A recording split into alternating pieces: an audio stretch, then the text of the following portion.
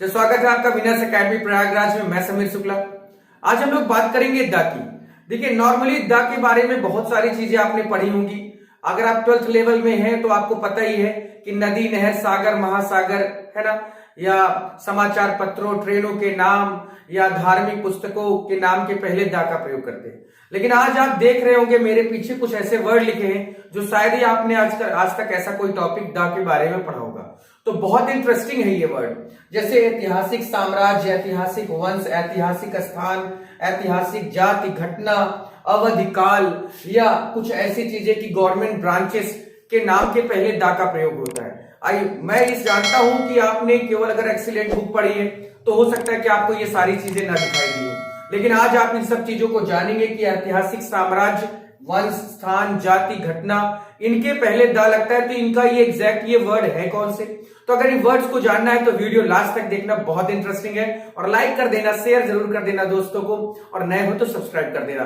तो शुरुआत पहले करते हैं हम लोग इसी से कि द का प्रयोग गवर्नमेंट ब्रांचेस यानी सरकार की जो शाखाएं होती हैं के पहले होता है। यानी द का प्रयोग गवर्नमेंट ब्रांचेस के नाम के पहले होता है। तो गवर्नमेंट ब्रांचेस हैं क्या भाई? तो आपको पता है कि जो न्यायपालिका होती है, जिसे हम जुडिशरी के नाम से जानते हैं, तो इनके पहले द का प्रयोग होता है। यानी न्यायपालिका के पहले द का प्रयोग होता है। उसी हिसाब से द लेजिस्लेचर यानी विधायिका, जो हमारे एमएलए बनते हैं, मेंबर ऑफ लेजिस्लेटिव असेंबली, है ना, जो एमएलए या जिसको विधायक कहा जाता है, चाचा विधायक है हमारे, ये वही वाले हैं। तो इनके पहले भी क्या यूज होता है? द का प्रयोग।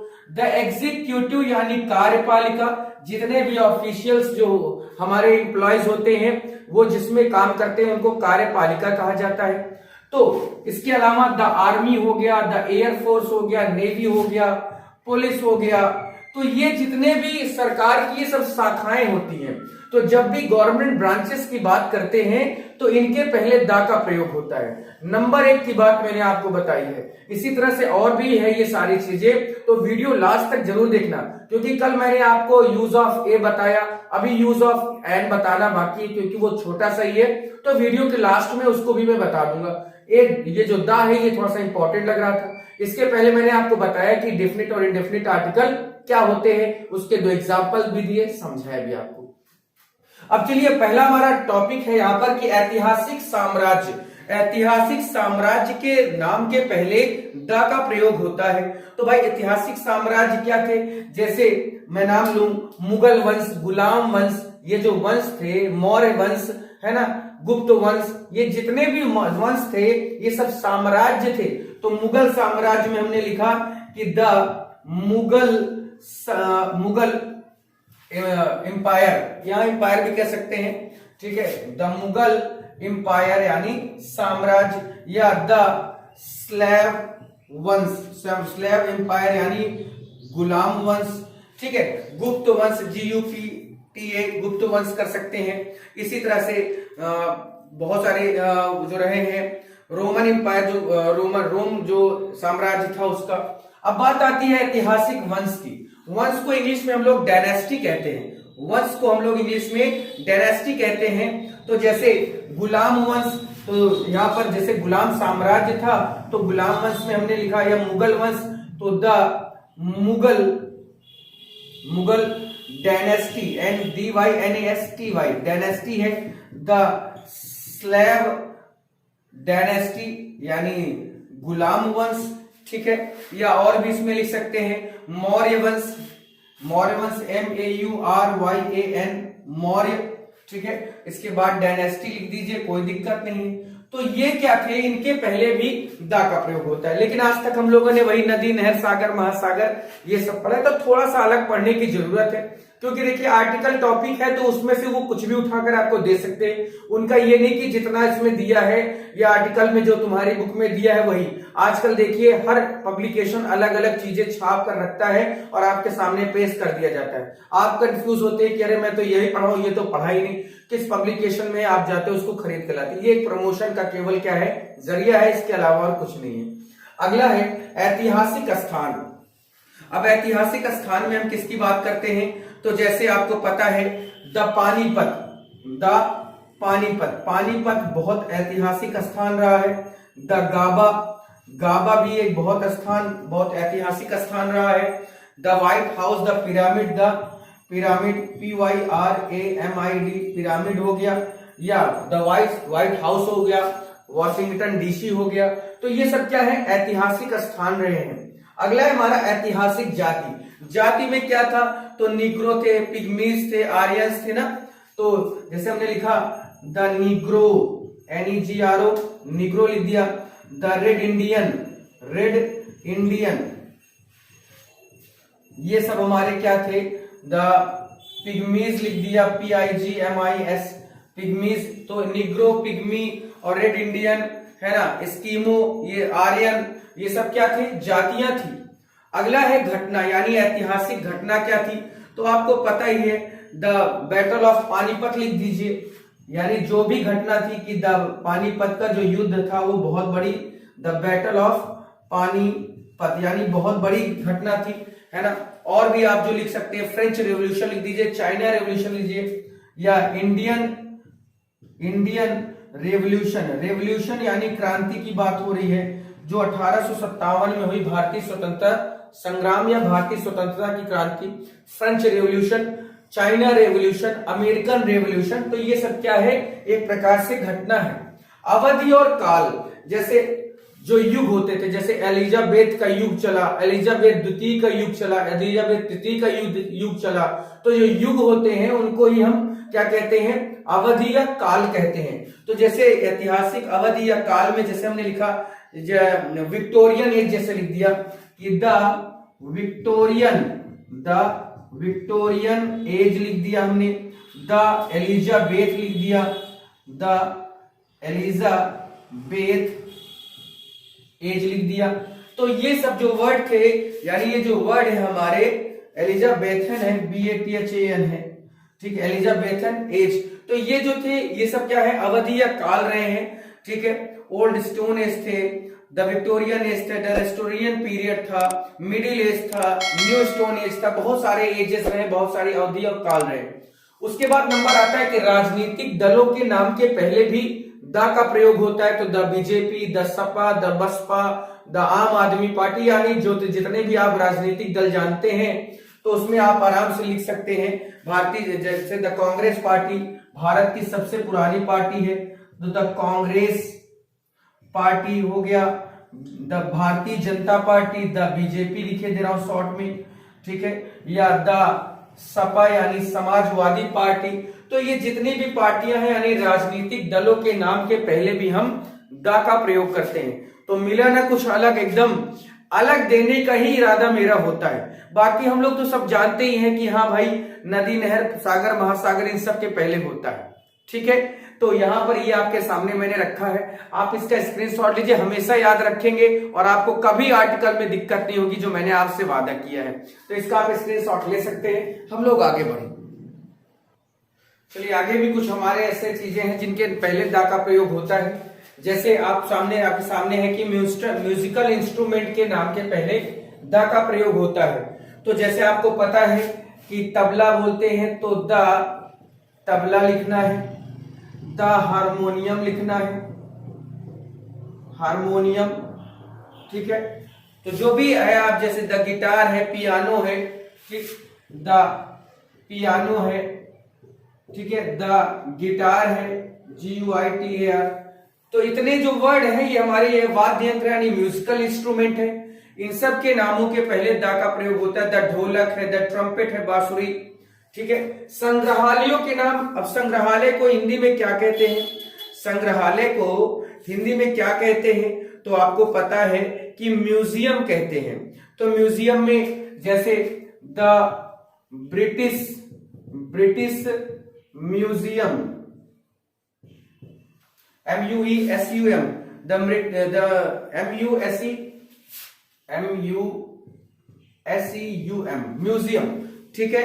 तो म्यूजियम, द ब्रिटिश म्यूजियम, या जो भी आपके आसपास में भी जो म्यूजियम या संग्रहालय है जितने भी हैं, ठीक है, उनको क्या कहा जाता है, जहां पर चीजों को संग्रहित किया जाता है, रखा जाता है, उसे ही हम संग्रहालय या म्यूजियम कहते हैं। तो ये सब नाम आपको याद रखने। पुस्तकालयों में जैसे जो पुस्तकालय है, जो लाइब्रेरीज होती हैं, तो उनको क्या कहा जाता है? पुस्तकालय कहा जाता है। तो जैसे इलाहाबाद यूनिवर्सिटी की है, या कोई भी पुस्तकालय, जैसे हमने लिखा द कांग्रेस लाइब्रेरी है, ठीक है, या जितनी भी है चीजें जो लाइब्रेरी में आपको पता है, ब्रिटिश लाइब्रेरी है, कांग्रेस लाइब्रेरी है, तो इसमें आप लिख सकते हैं। होटलों के नाम के पहले भी द का प्रयोग होता है। तो होटल में भाई जैसे द ताज है, आपको पता ही है, द ताज होटल, तो द ताज होटल हो गया। और जो बड़े बड़े हैं हमारे यहाँ, जैसे कान्हा श्याम है, इसका हम भी नाम ले सकते हैं, तो ये भी क्या है? होटल की श्रेणी में आता है। सिनेमा घर, यानी जो भी आप जानते हैं, जितने भी सिनेमा घर, जितने भी आप जहां मूवीज देखने जाते हैं, उनके लिए भी क्या कहा जाता है?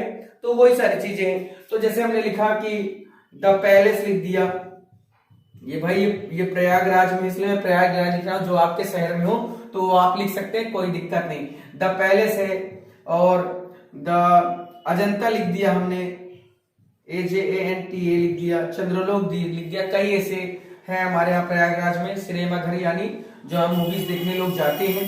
शरीर के अंगों के नाम के पहले भी क्या होता है? द का प्रयोग होता है, ठीक है। तो जैसे द आर्म हो गया, द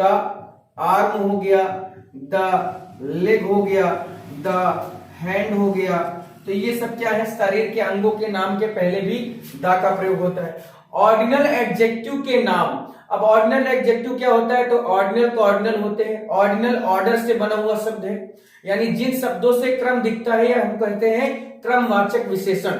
जिन शब्दों में क्रम दिखाया जाए उनके पहले द का यूज होता है। अब क्रम किसमें दिखता है? जैसे फर्स्ट है तो द फर्स्ट लिखते हैं, द लास्ट लिखते हैं, द नेक्स्ट लिखते हैं, है ना, द सेकेंड लिखते हैं,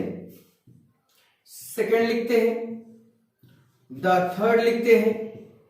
लेकिन आपने कभी ये देखा the one, the second, the two, ठीक है, द थ्री? ऐसा नहीं ना, हमेशा ये सब, ये फर्स्ट सेकेंड थर्ड, ये सब रैंक को दिखाते हैं, क्रम को दिखाते हैं। नेक्स्ट क्रम को दिखाता है, लास्ट क्रम को दिखाता है। तो क्रम के नाम यानी ऑर्डिनल एडजेक्टिव, जो क्रमवाचक विशेषण कहलाता है, इनके नाम के पहले द का प्रयोग होता है। अगला है रिलीजियस कम्युनिटी के नाम, धार्मिक जो समुदाय है, जैसे द हिंदूज है, हिंदू एक क्या है? धार्मिक समुदाय है। द मुस्लिम्स है, तो मुस्लिम क्या है? एक धार्मिक संप्रदाय है, ठीक है। द सिख है, SIKHS, सिक्स है, ठीक है। तो ये क्या है? धार्मिक संप्रदाय है। द क्रिश्चियन है, तो ये सब धार्मिक संप्रदायों के नाम या धार्मिक जो रिलीजियस कम्युनिटी है, इनके नाम के पहले भी द का प्रयोग होता है। और अब मैं बात करूंगा आपसे वही नदी, नहर, सागर, महासागर, यानी ये कुछ अलग था, कुछ यूनिक था, इस वजह से मैं इसको लिखा रहा हूं। आप इसको पूरा देखिएगा, कॉपी में नोट कर लो, कभी भी द से रिलेटेड कोई भी चीज आपसे छूटेगी नहीं, ये मेरा आपसे वादा है। तो इसको आप स्क्रीनशॉट ले लें, जिससे अब हम लोग नदी, नहर, सागर, महासागर वाले में आ जाते हैं, जो आपको बहुत प्रिय है। चलिए, कुछ और नाम है जिनके पहले द का प्रयोग होता है। तो सबसे पहला नाम है नदियों के नाम। तो भैया the Ganga, the Jamuna, the Saraswati सब जिंदाबाद है, तो लिख सकते हैं द गंगा, ठीक है। द जमुना भी लिख सकते हैं, द सरस्वती भी लिख सकते हैं, या जितने भी आप नदियों के नाम जानते हैं, द नील नदी, द थेम्स, द कोसी, यानी जो भी नदी आप जानते हैं, ठीक है। द थेम्स, THAMES, थेम्स क्या है? लंदन की गंगा, लंदन की जो नदी है, यानी वो लंदन एक देश जो है उसकी गंगा को थेम्स कहा जाता है। तो द गंगा है, द थेम्स है, द नील है, द ब्रह्मपुत्र है, द जमुना है, द कृष्णा है, कावेरी है, कोसी है, ठीक है, इंदस है, डजला है, इरावती है, अमेजोन है, कुछ भी अमेजोन, द अमेजोन, AMAZON, ये सब नदियों के नाम है। अब देखिए नहरों के नाम, तो भाई स्वेज नहर आप जानते होंगे, तो द SUEZ, स्वेज कैनल, ठीक है, स्वेज कैनल यानी स्वेज नहर हो गया। नील नहर हो गया, ठीक है। शारदा कैनल भी कर सकते हैं, द शारदा कैनल, शारदा नहर, ठीक है। सागरों की बात करें तो भाई सागर और महासागर में क्या अंतर है आपको बता देता हूं। जैसे नदियों से सागर बनता है, वैसे ही कई सागरों को मिलाकर 2-3 सागर जब मिलाकर जो होते हैं उनको महासागर कहा जाता है।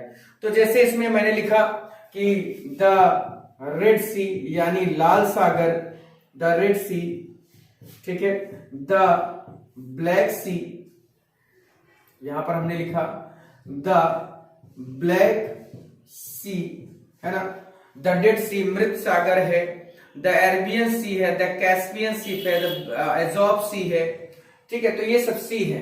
अब महासागर में क्या नाम आता है? महासागर में जैसे the Indian ocean, the Indian ocean, देखिए सागर को सी कहा जाता है जबकि महासागर को ओशियन कहा जाता है। इंडियन ओशियन यानी हिंद महासागर जो होता है, the Arctic ocean, the Arctic ocean यानी आर्कटिक महासागर जो होता है उसकी बात हो रही है, या द पैसिफिक ओशियन प्रशांत महासागर भी है, द एंटार्क्टिक ओशियन यानी अंटार्कटिक महासागर।